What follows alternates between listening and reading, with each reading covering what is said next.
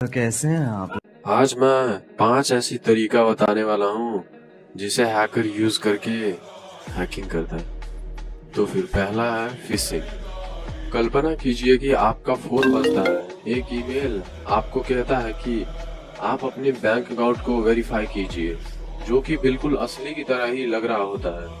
अगर आप उस ईमेल पे क्लिक किए तो आप एक ट्रैपडोर में फंस जाएंगे। देखिए, फिशिंग तब होता है जब अटैकर किसी भरोसेमंद का रूप धारण कर लेता है, जैसे कि बैंक, आपका बॉस, यहाँ तक कि आपका फ्रेंड भी हो सकता है, और आपसे पासपोर्ट, पैसे या प्राइवेट इंफॉर्मेशन की मांग करता है। ये जादू नहीं, बल्कि धोखेबाजी से आपको दरवाजा खोलने के लिए राजी करता है। या नंबर 2 पे है नॉन वल्नरेबिलिटीज। ये हैकर का सबसे पसंदीदा और सबसे खतरनाक। आप सोचिए कि आपका घर के एक दीवार में छोटी सी दरार है। एक दिन तूफान आने से आपका दीवार पूरी तरह से टूट गया। इसे ही हम नॉन वल्नरेबिलिटीज को डिफाइन करते हैं। हर दिन कंपनी सुरक्षा पर लाखों खर्च कर देता है, फिर भी हेडलाइन नॉन वल्नरेबिलिटीज के बारे में ही रहता है। देखो, कंपनी कुछ भी और कितना भी खर्च कर ले, वल्नरेबिलिटीज एक ऐसा तरीका है जो कि हमारे डिवाइस का वीकनेस पे अटैक करता है। वैसे तो वल्नरेबिलिटीज बहुत तरह के होते हैं, लेकिन हम सिर्फ डेंजरस के बारे में बात करेंगे। पहला है इंजेक्शन, जिसमें अटैकर एक फेक एप्लीकेशन बनाकर उसमें दिए गए लॉगिन बॉक्सेस और सर्च बार में मेलिशियस, मतलब कि हार्मफुल इंस्ट्रक्शन पहले से ही प्रोग्राम कर दिया होता है। दूसरा है ब्रोकन ऑथेंटिकेशन सीजन मैनेजमेंट, जिसमें ज्यादा कुछ नहीं बल्कि हमारे पासवर्ड वीक होता है, जिससे अनलॉक करने के लिए हैकर को ज्यादा टाइम नहीं लगता। और तीसरा है क्रॉस साइट स्क्रिप्टिंग। इसमें हैकर हमारे डिवाइस पे फेक पॉपअप्स भेजता है, उसमें पासवर्ड फिलअप करने के लिए कहता है। अगर हम पासवर्ड फिलअप कर दे तो हमारी डिवाइस का सिस्टम हैकर के हाथ में चला जाएगा। तीसरा है इनसिक्योर वाईफाई। इसे हम man in the middle scenarios भी कह सकते हैं। इसका तो नाम से ही पता लग रहा है कि दो आदमी के बीच में एक आदमी। अरे ऐसे नहीं, ऐसे।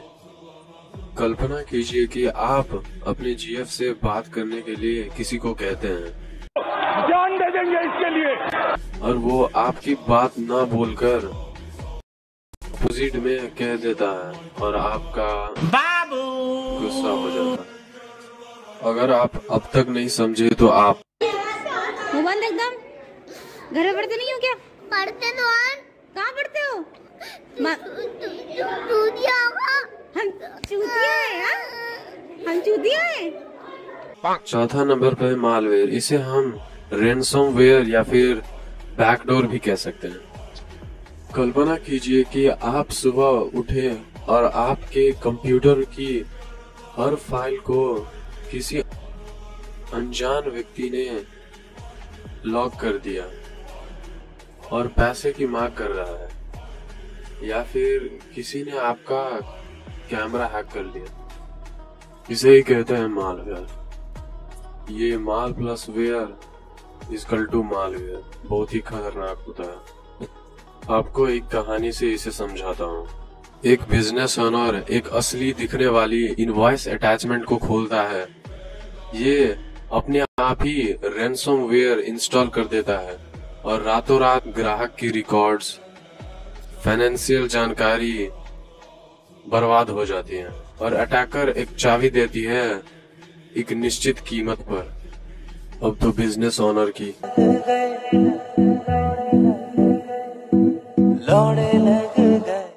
अब 5 नंबर पे है CSRF, cross site request for Jersey.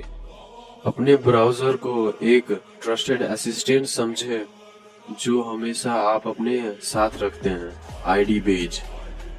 तो CSRF तब होता है जब कोई स्कैमर उस असिस्टेंट से ऐसी जगह पर कुछ काम करवाता है जहां आपका बेज पहले से ही काम कर रहा होता है, और वो जगह बेज को भरोसा करती है।